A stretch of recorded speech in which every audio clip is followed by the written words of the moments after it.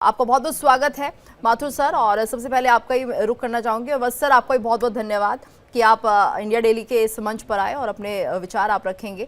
आपका भी बहुत बहुत स्वागत है। तो देखिए, जिस तरह से हम देख रहे हैं लगातार कि यहाँ पर एससीओ समिट में भारत की तरफ से अपना स्टैंड क्लियर कर दिया गया है अनुज सर। और ऐसे में ये माना जाए कि आतंकवाद को लेकर अब एक तरह से जीरो टॉलरेंस नीति हम अपना रहे हैं, चाहे वो एससीओ समिट ही क्यों ना हो। किसी तरह का प्रेशर नहीं, दबाव नहीं, और एक बड़ा कूटनीतिक संदेश है भारत की तरफ से।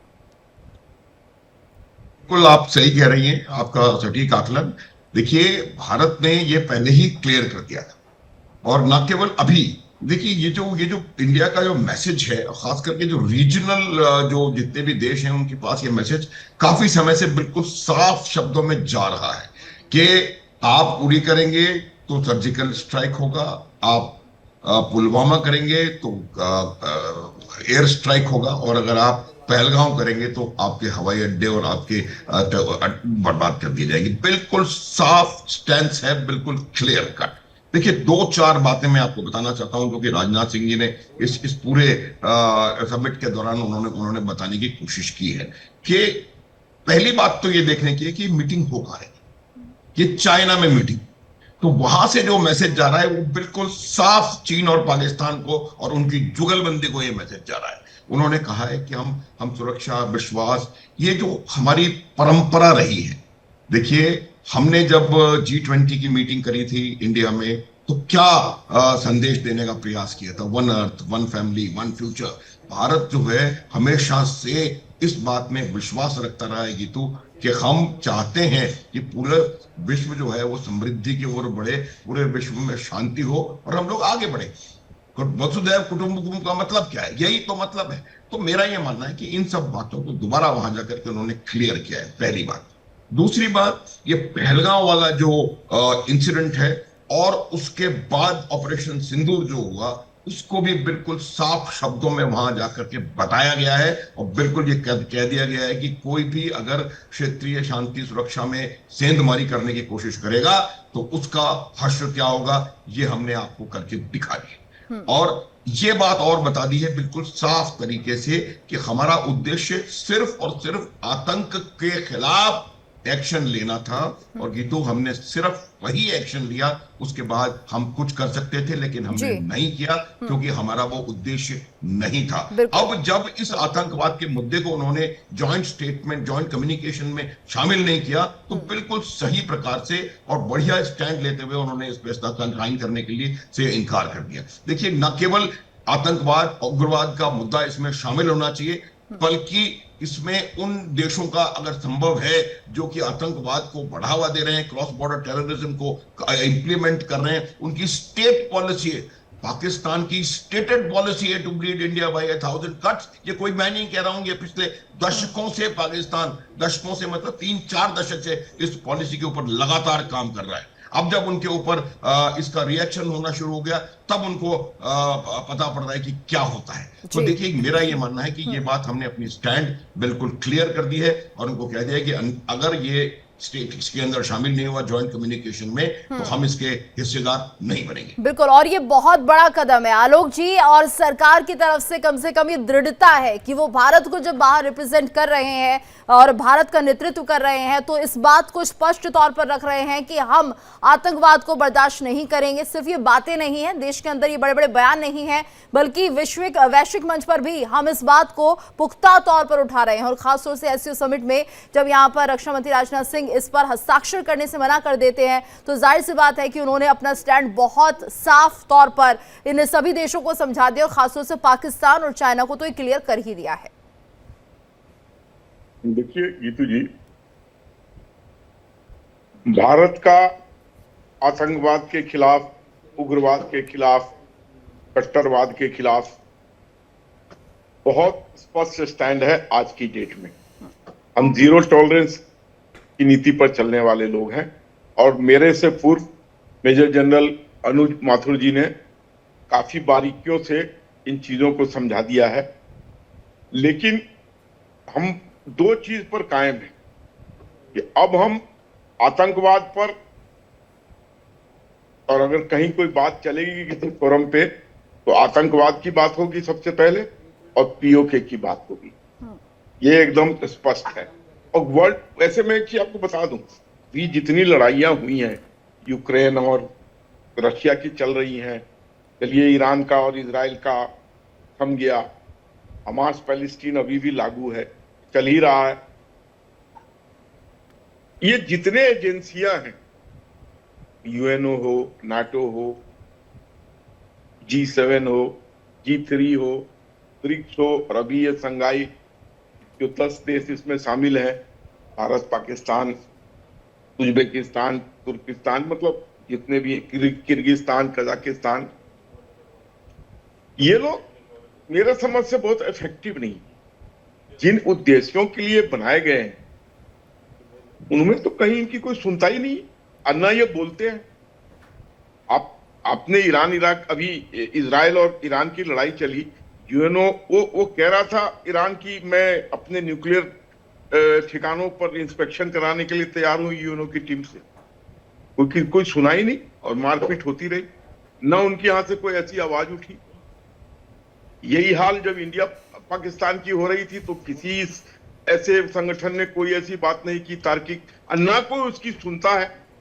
इस सब के बावजूद आतंकवाद के द्योतक पाकिस्तान को आईएमएफ ने लोन दे दिया, जबकि मालूम था कि आतंकवाद का गढ़ है, आतंकवाद का जन्मदाता है, आतंकवाद का पोषण करता है, आतंकवाद को जन्म देता है, आतंकवाद को पालता है, पोसता है, बड़ा करता है, फिर दूसरे देशों में भेजता है अपने टारगेट सेट करने के लिए।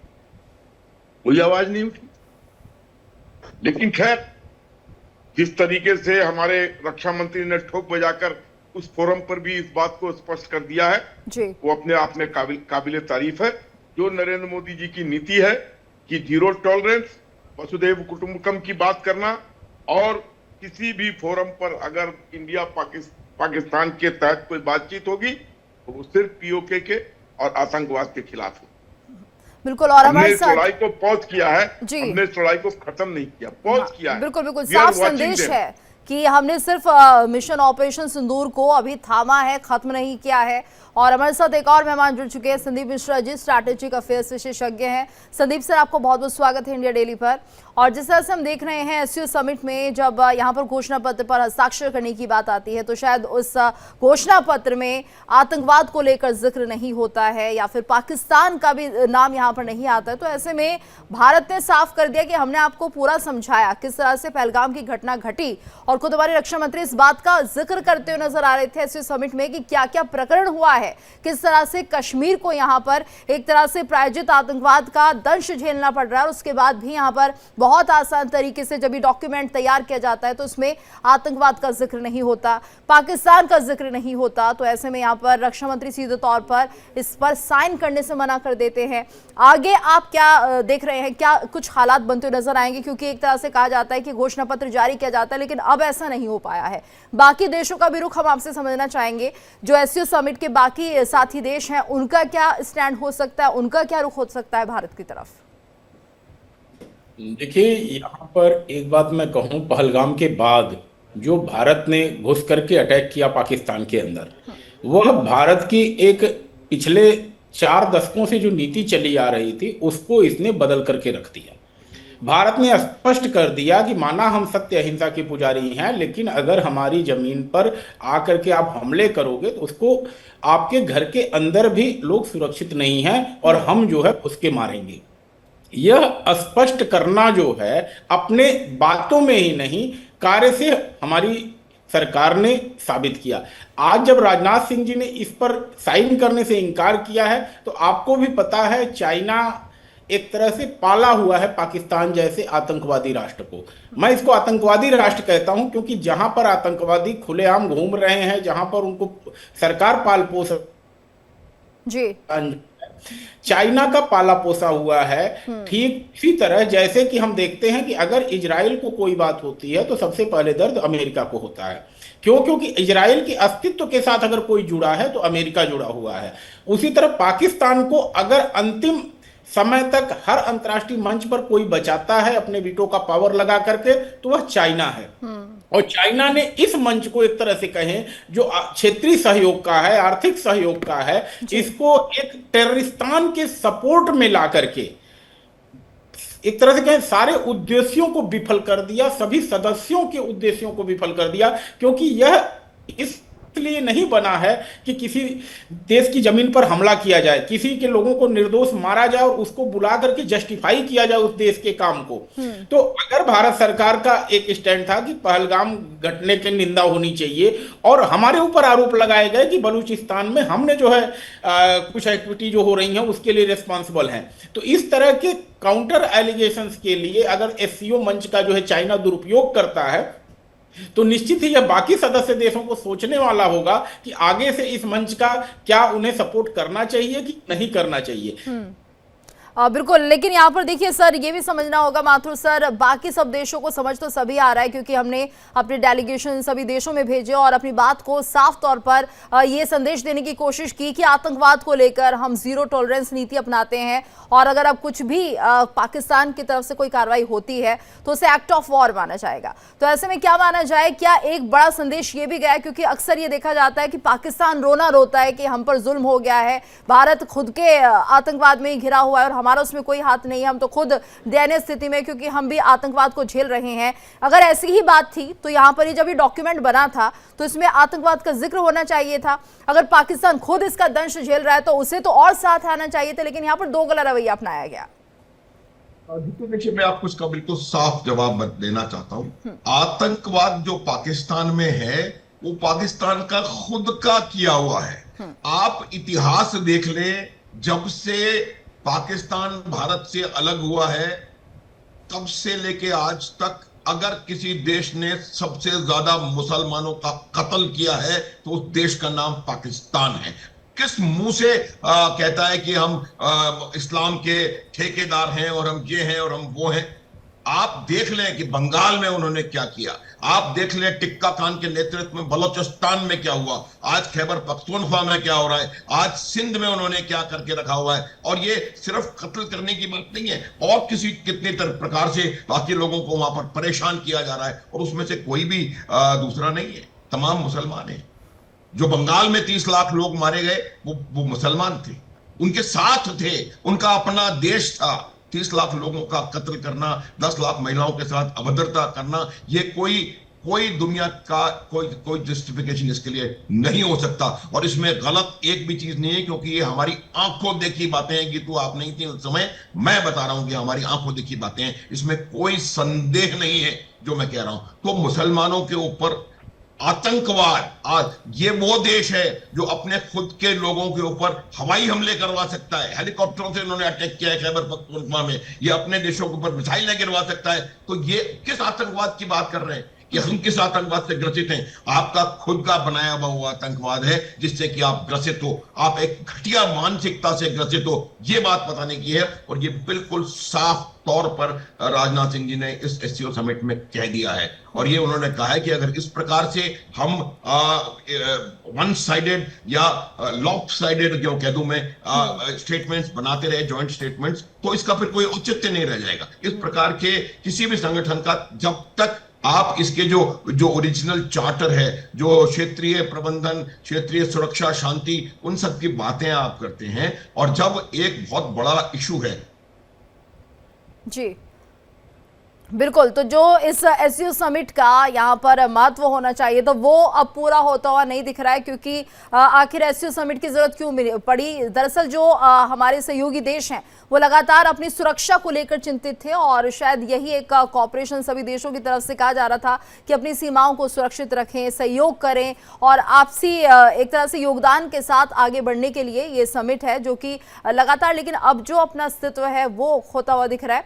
अगर उन हितों पर बात नहीं होती है, यानी कि अगर हमारी सुरक्षा को लेकर बातचीत नहीं होती है, तो आखिर ऐसे समिट्स का फायदा क्या है? आलोक जी, क्योंकि सर ये देख रहे हैं कि अगर एससीओ समिट में पहुंचकर भारत की बात को नहीं समझा जाता है और यहाँ पर रक्षा मंत्री साइन करने से मना करते हैं, तो हम ये माने कि आने वाले दिनों में इसका क्या महत्व रह जाएगा? अगर भारत की बात नहीं सुनी जाएगी, जिस तरह से हम बता रहे हैं कि हम आतंकवाद से किस तरह से ग्रसित हो चुके हैं और उसमें पाकिस्तान का हाथ है, और अभी हाल फिलहाल की कितनी बड़ी घटना पहलगाम मामले को लेकर जो जानकारी दे रहे थे रक्षा मंत्री, उनको भी किसी तरह से कंसिडर नहीं किया गया और कोई उल्लेख नहीं किया गया इस डॉक्यूमेंट में। तो ऐसे में सवाल उठते हैं कि इस तरह के समिट्स की आवश्यकता क्या है और क्या इसका भविष्य रहेगा? नीतू जी, मैंने अभी थोड़ी देर पहले कहा था कि जितनी ऑर्गेनाइजेशंस इस तरीके के हैं, ये तो अभी नया है, बहुत पुराना नहीं है, लेकिन और तो बहुत पुराने पुराने ऑर्गेनाइजेशन है। उनकी प्रासंगिकता कितनी थी जब ये लड़ाइयां लड़ी जा रही थी? ये क्या किसी ने देखा नहीं कि उनकी कितनी प्रासंगिकता थी? एक ने भी कोई शब्द बोला और एक ने भी किसी ने उसकी सिफारिश की या पूछा कि भाई आपका क्या रुख है, इसमें मध्यस्थता कीजिए, ये लड़ाई बंद करवाइए या आतंकवाद के खिलाफ बंद कीजिए, ये सब जो हो रहा है।